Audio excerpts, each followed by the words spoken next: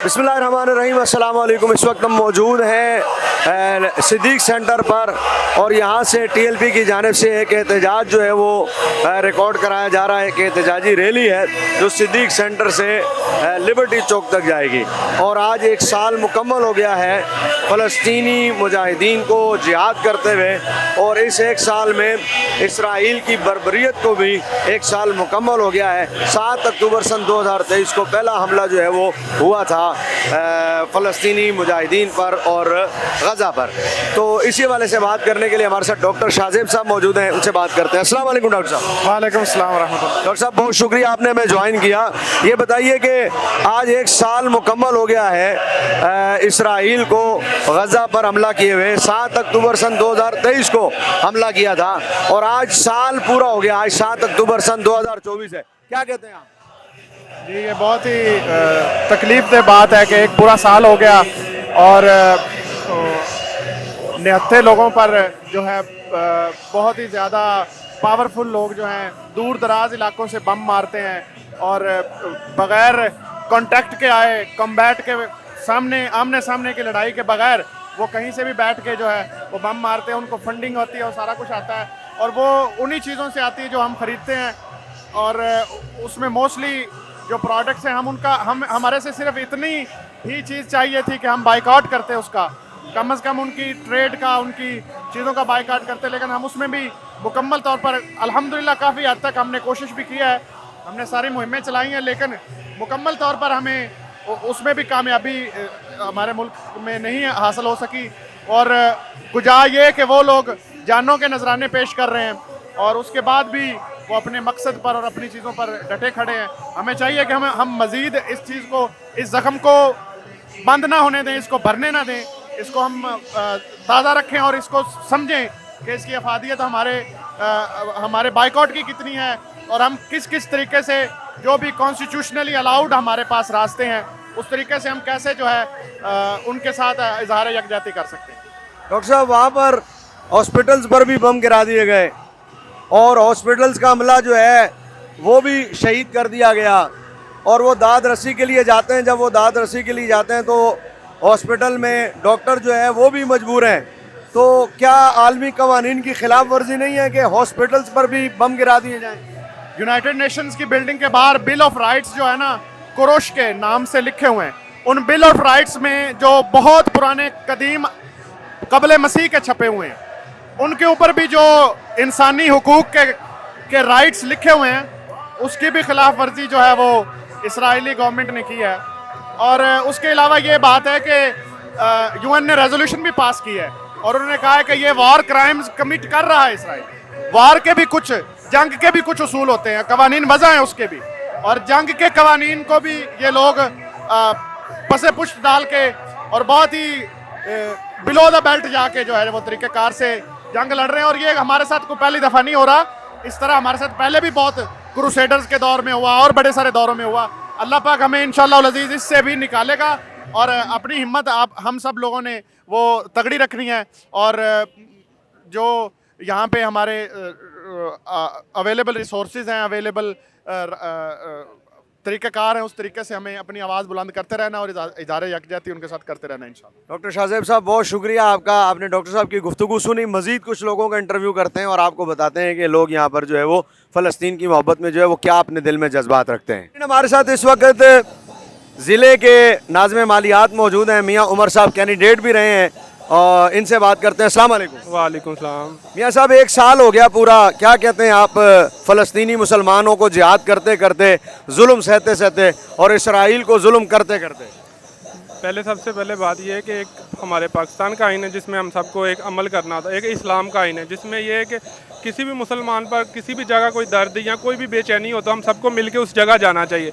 तो बेस ही इस बात की है कि हम आज तक ये बात ही नहीं समझ सके। एक साल हो गया, हमें यही नहीं पता हमारे मुसलमान भाइयों पे जुल्म हो रहा, हम अपने इस्लाम का कानून नहीं समझ सके तो हमने इस अमल आने वाली नस्लों को क्या समझाना। इसलिए हमें इस चीज़ों पे फ़ौरन एक्शन लेना होगा और फ़ौरन फ़लस्तीन के इस मामले पे हमें खड़े होना होगा मेजॉरिटी के साथ मिलके इंशाल्लाह ताला एक आवाज़ बन के, ताकि ये मामला हल हो सके। आप कहते हैं कि हम इस्लाम का कानून ही आज तक नहीं समझ सके, इसमें क्या हमारे उलमा का कसूर है या हमारी हुकूमतों का कसूर है कि आज तक हम इस्लाम ही नहीं समझ सके? असल में ये हमारी हुकूमतों का कसूर है। उलमा इकराम तो करते हैं, लेकिन हुकूमतें जो है ना वो लिबरल हैं, वो उलमा इकराम को आगे नहीं आने देती और ना ये चाहती हैं कि ये इस्लाम का कानून नाफिज हो, क्योंकि इनकी रोज़ी रोटी बंद होती है इस्लाम से।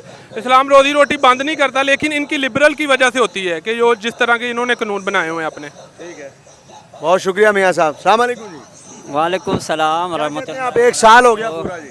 ये पूरा 1 साल हो गया है, ये फ़लस्तीन के ऊपर ये जुल्म हो रहा है, ये वो जो इसराइल कर रहा है। इसमें हम ये चाहते हैं कि इसमें फ़ैसला होना चाहिए, हुकूमत इसका साथ दे।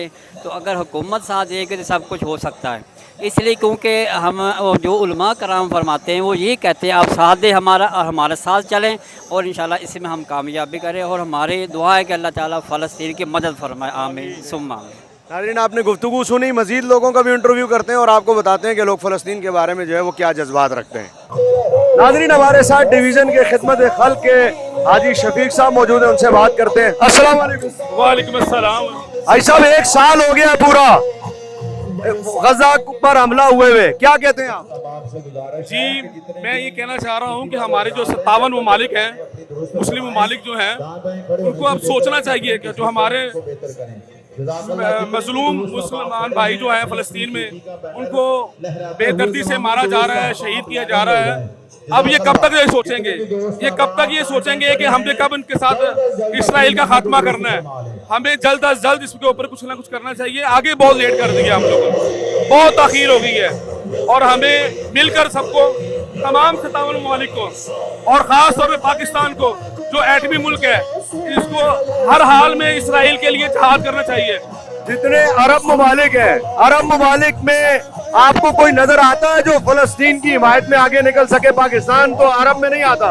जी, ये अरब ममालिक की वजह से ही इतनी ताख़ीर हो रही है, क्योंकि वो सब के सब इसराइल और अमेरिका के पिट्ठू बन गए हुए हैं, और जिसकी वजह से हमें ये नाकामी मिल रही है। और हमारे जो मुसलमान भाई हैं फ़लस्तीन वाले, उनको उन मजलूमों को बेदर्दी से शहीद किया जा रहा है।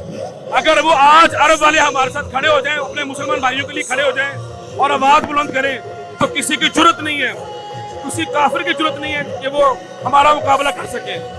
1 साल हो गया पूरा, फ़लस्तीनियों के जज्बे कम नहीं हुए, आप क्या कहेंगे? जी, अल्हम्दुलिल्लाह उनके ईमान मजबूत है। उन्होंने अल्लाह और अल्लाह के रसूल के लिए जहाद को अपने लिए ऊपर फर्ज कर लिया है, और उनके लिए ये सारी चीज़ें जो है ना वो बेमानी हैं। उनके लिए खाना पीना, आप देखें उनके पास न घर है, न कोई आसाइश है, न कोई बिजली है, न कोई पानी है, मगर उनके जज्बे आज भी वैसे के वैसे कायम और दायम है। और ये अल्हम्दुलिल्लाह ये उनका ईमान है और इनकी इस्तिकामत है जो अल्लाह पाक ने उनको अता की है, अपने प्यारे नबी के सदके दी हुई है। और काश हमें भी ऐसा ईमान और ऐसी इस्तिकामत नसीब हो ताकि हम भी जहाद का ऐलान करें। आगे बहुत ताख़ीर हो चुकी है, और अगर काश आज भी हमने अपनी आंखें ना खोली तो कल हम भी, हमारे भी बच्चे इसी तरह शहीद होते जाएंगे।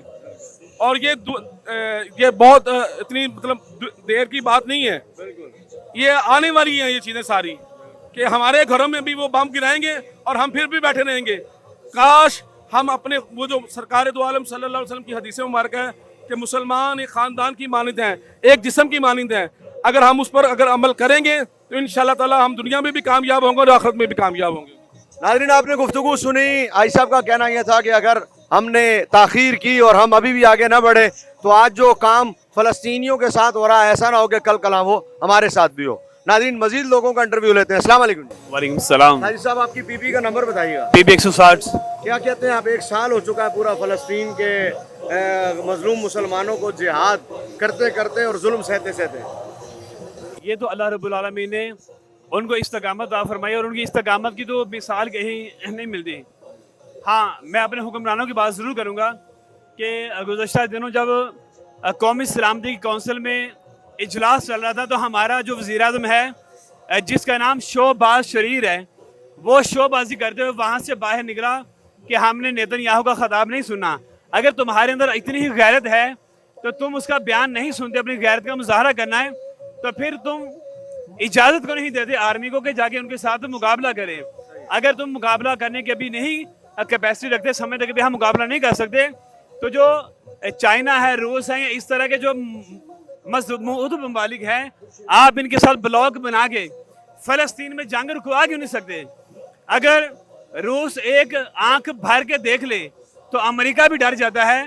और अगर वही रूस और चाइना और इस तरह की दीगर पावरें आप पाकिस्तान के साथ मिला लें और सब एक जुबान होकर कहें कि हमने फ़लस्तीन की जंग ख़त्म करनी है, अगर नहीं ख़त्म करनी तो फिर हम सारे मिल के आ रहे हैं, तो इंशाअल्लाह ताला ये जंग ख़त्म करना कोई मुश्किल आप समझते हैं कि अगर पाकिस्तान रूस को और चाइना को अपने साथ मिलाए, ये तो आपकी ख्वाहिश हो सकती है कि पाकिस्तान के साथ जो है रूस और चाइना मिल जाए, लेकिन क्या पाकिस्तान दावत दे तो रूस और चाइना जो है वो हमारे साथ मिल जाएंगे?